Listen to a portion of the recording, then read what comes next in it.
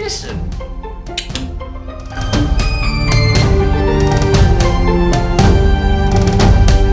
Hey guys, Pat here, and today I want to talk about VR, the next biggest gaming evolution. Look, I think VR is going to be huge for gaming, but technically speaking, things like the Vive or the Oculus Rift, I think are pretty much out of reach for the most average gamer or anyone who doesn't feel like spending 1,100 Australian dollars on something that isn't quite well supported just yet. It is definitely a future buy, but not something I would suggest to anyone, or even myself. Maybe one day, maybe I'll lose my mind and buy an Oculus or a Vive. What I'm going to talk to you about today actually is this. This is the entry-level VR from Samsung. The GearVR. Something you can fit in your Galaxy S6 and S7, Edge, and all other variants. I think also the S5. Don't quote me on that. But why I want to talk about this is what can get people excited enough to buy the Oculus Rift. In fact, I used this for about 2 weeks and I thought, holy crap, if the Oculus Rift is 10 times better than this, I would love to use it. And I was just about to click the buy now button and I had a moment of clarity. I realized there isn't actually much games, much content created for the Oculus Rift.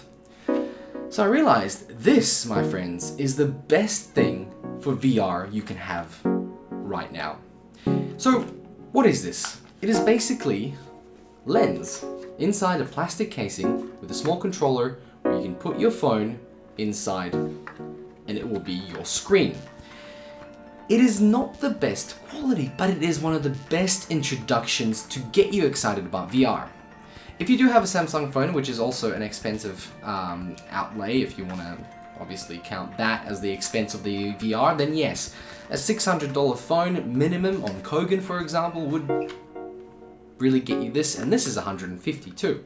What this has is a bit more enhancements to movements, so it helps the phone navigate, and also helps you navigate the menus with the touchpad here. It's got a back button too. The main features are the fact that you can move this, so anybody with any type of eye can have this working with them. So you can get the focus just right with a little spin of a button here. And obviously we've got nice little straps and these things, these iPads that do come off iPads. No, they're more like face pads. Or this device works solely with the phone. So all the apps and all the games are based in the phone, running off the phone. There is no efficient way to stream anything from the computer to this. I've tried it. I managed to stream some things, but it was laggy, unresponsive, and downright not enjoyable. But I did get at least 5 minutes of exciting Alien gameplay. Yes, the Alien game where you sneak around and hide from the alien, the recent one, and it was fantastic. And another reason why I thought the Oculus would be really, really fun to use. But the best thing about this so far that I have to say is watching movies. And my favorite app is the Netflix app. And this is what I used on my plane when I was flying. It was the best thing I've ever done. I flew economy, so I didn't have those exciting little 4-inch screens on front of my seat. I instead had this chucked on a movie. So you have a video app player on there, and you sit in a cinema and you're watching a huge screen, and it is the best experience of VR that I've had ever. Obviously I haven't tried the Oculus, but this has really got me excited. And the application of it, especially for travel, is just really, really cool. Really, really nice to sit on a plane for 5 hours and watch 2 movies until your battery dies, obviously. But if you have a battery bank, you can plug it in right there at the bottom. Now, I don't think the quality is just right, but it is enough to sit there and watch a movie and experience a huge screen.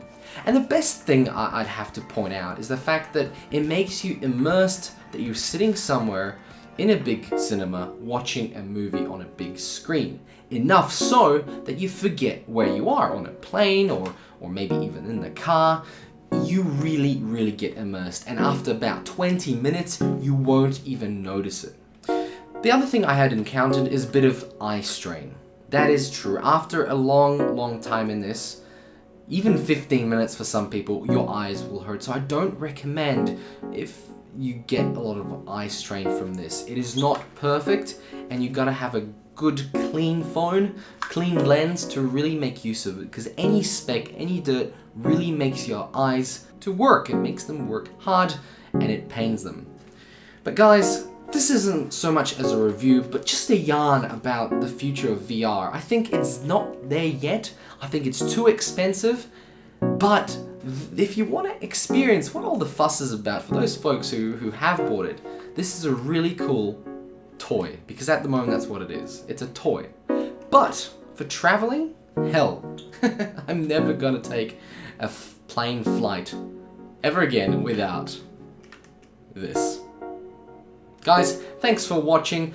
Leave a comment. Let me know what you think of VR. Is Oculus Rift gonna be the winner, or Oculus Rift? Yes, or the Vive. The Vive's got the controllers, guys. Who's gonna be? You need a whole room for both of them, actually. Oh, more like so the Vive. The Oculus Rift can get away with a smaller room. Probably not gonna do it in this room. Thanks for watching, and I'll catch you later.